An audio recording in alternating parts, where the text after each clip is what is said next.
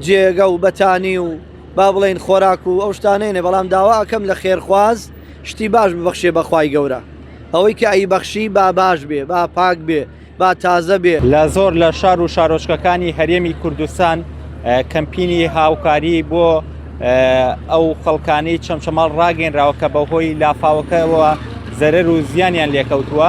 لێرە لە شاری کەلار لە ناو بازاڕی کەلارم ژمارەیەک هاوڵاتی کەمپینێکیان ڕاگەاندووە جیاوازە کەمپینەکانی دیکە.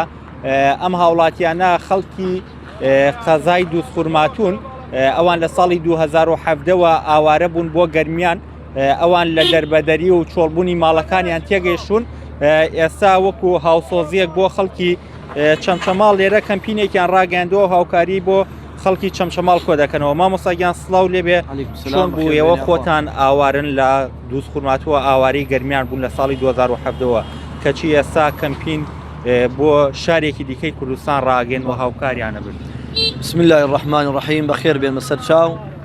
دیارە ئێمە لە 2017 لە دوای 16 ئۆکتۆبەر خەڵکی هەرێمی کوردستان بەعام لە خەمی ئێمە بوو، هاوکاری باشیان کردین و هاوسۆزمان بوون.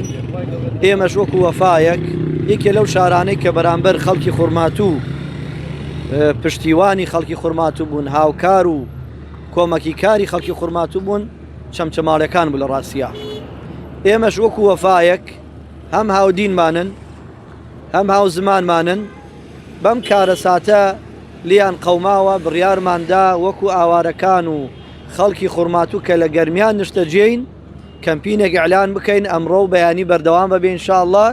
ئەم کەمپینە تەنها و تەنها نێتمان ئەوەیە خوای گەورە لە خۆمان ڕازی بکەین و دوای ئەوە وەکو وەفایەک بۆ هاودین و هاوزمانەکانمان کە بەڕاستی ئەوەی باس دەکرێت لە ئیعلامە کە بەسەریان هاتووە هەر زۆر کەم باس کراوە، ماڵی وا هەیە هیچی بۆ نەماوە. بۆیە ومێدەوارم و داواکەم بە تایبەت لە کوردانی خوڕماتوو کە نیشتەجێی گەرمیانن ئەمڕۆژ فریان نەکەوتن سبەینێ بێن ئەو وەفایە بنوێنن بەرامبەر هاو زمان و هاودینەکانیان لە چەمچەماڵ و تەکیە و شۆڕش.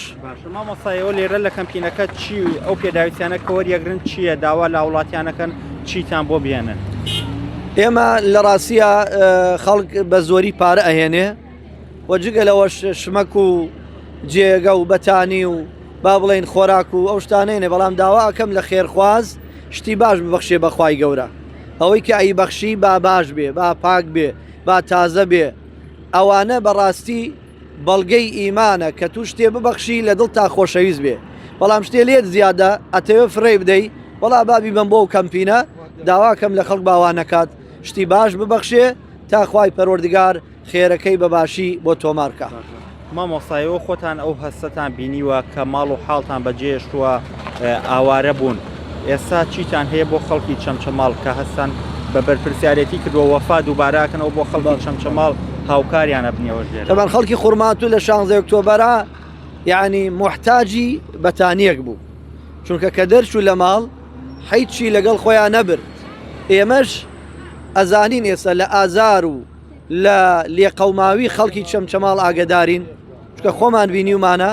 بۆیە داواکەم لە خوای پەروەردگار لە کارەسات و لە موسیبەت لاماندا و ئەمەش کە هاتۆ بەسەر چەمچەماڵەکان و شۆڕش و ناتەکیە خوای گەورە کاتە مای ڕەفعی دەرەجەیان و خێرخوازانیش بەهۆی ئەم کارەساتەوە قیامەت بۆ خۆیان مسۆگەرکەن، بەهەشت بۆ خۆیان مسۆگەرکەن.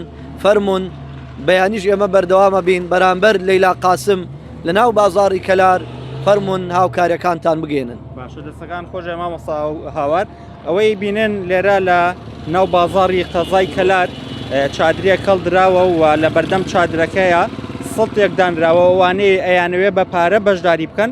لێرە دیەن پارە خەنە ناو ئەو سەڵتەوە و هەروەها لەگەڵ ئەوەشدا بەشێکی دیکە لە خەڵکی بە پێداویستی ماڵەوە بەشداری کردووە و بەتانی و دۆشک و فەرش و ئەو پێداویستیانەی کە لە ماڵەوە هەیان بووە ئەیهێنن ئەیبەخشن بە خەڵکی چەمچەماڵ. دیارەم کەمپینە لەلایەن ئاوارەکانی قەزای دووسخورماتووە ڕاگەنراوە، ئەوان باسییان لەوە کرد لە 16 ئۆکتۆبەر کە ئاوارەی گەرمیان بوون ماڵ و حاڵی خۆیان بەجێهێش خەڵکی چەمچەماڵ زۆر هاوکاریان بوون ئەمانش بۆ نیشاندانی وەفا بۆ ئەوەی ئەو وەفایی کە خەڵکی چەمچەماڵ هەیەیان بۆ بەرامبەر خەڵکی قەزای دووسخورمات و ئەو وەفایە بدەنەوە و ئێستا ئەوان هاوکاری خەڵکی چەمچەماڵ دەبن.